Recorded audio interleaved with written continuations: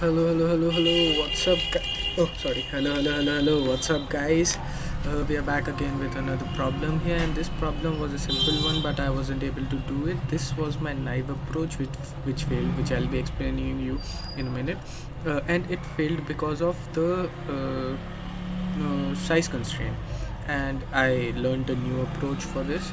And the question here is, we are given a string, and whenever a digit comes in that string, we need to multiply the string before it.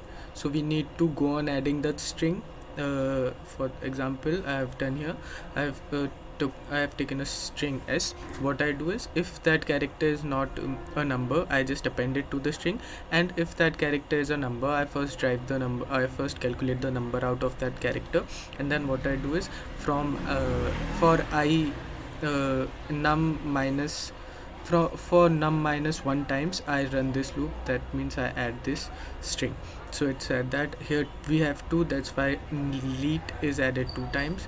Then we have code, then we have 3. So leet code, which was a previous string, should be added thrice. So it is leet code finally. And then what we need to do is, we need to return the character at this kth index.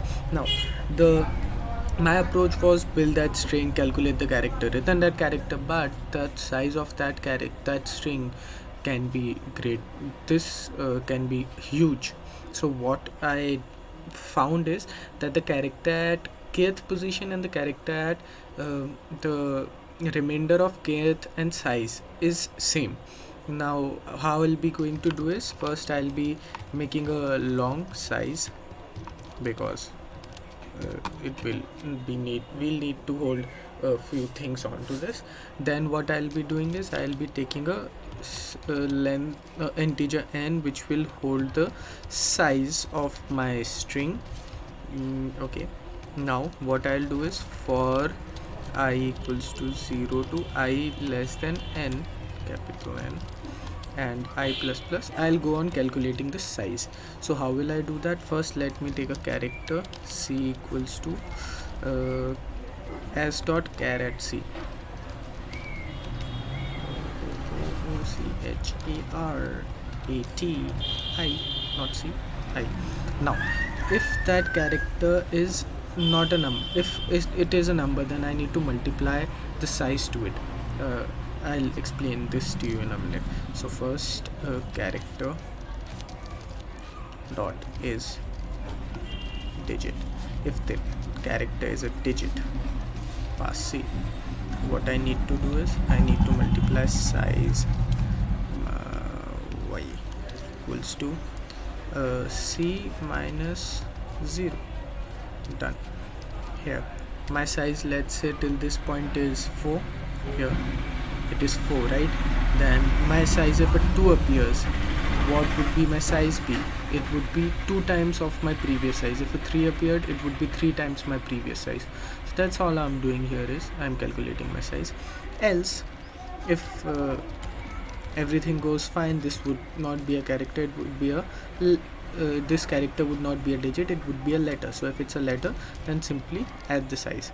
Now what I'll do is, after this for loop, I'll start again, and with n equals to n minus 1 this time, and I should be greater than or equal to 0, and I minus minus. Now what I'll do is, I'll iterate from the backwards point, and again let's declare character c equals to s dot char at I. Now what we want to do is, we want to check in this character if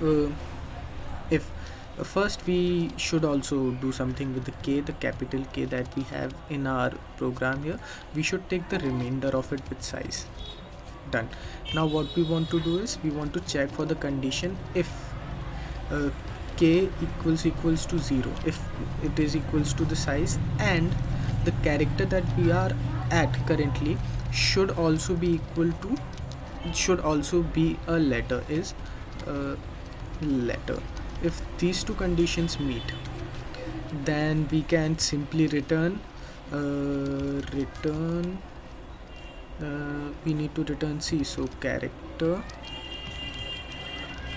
dot toString, since we need to return a string, not a character, we do this. Else, if k is not 0, what happens? We need to recalculate our size. So what we do here is we check if the character is a digit, is a character it's too hectic to write all this. Character is digit. I mean, it's better than calculating or writing the functions for this, but yeah, let's see. If that is the case, then we can simply go on decreasing the size by c minus length, because we are moving backwards. So if we found a 9 here, let's say, and we multiply the whole string by 9, we need to unmultiply it, if that's a word. We need to divide it by 9, not unmultiply it by 9. Else, what happens to our string is, else we simply remove one character from our string. And after this for loop, since we are already returning it there, so we don't need to return here. This is unreachable statement for not by the compiler standards, by our coding standards. So if everything goes fine, everything happens, and I haven't misspelled anything anywhere, where two places actually, this is fine, this is also fine. CARACTR, is the spelling of character wrong? Oh, there it is. See, character. What does it say? CHARA. Am I doing some mistake about my character? Okay, the final mistake here is it can't find the character to string function. Let me check. Character dot to string. Yeah, that's a function. Let's check out something. How to use it? How do I use it? See, this is a character, this is a string. Character CHARACTER dot string, and I pass the character. Here what I return is CHARACTER to string to str. I was misspelling string and I was worried that my code is broken. Finish, it returns us the result again here, and it's accepted. Simple. This was the solution, guys, and this was a nice solution, but if it wasn't for this k, we would have gotten the answer. But the thing that I've learned from here is that if something is multiplying too many times, then the value at k is equal to the value at this total size, and k, if the value at k is equal to the value at the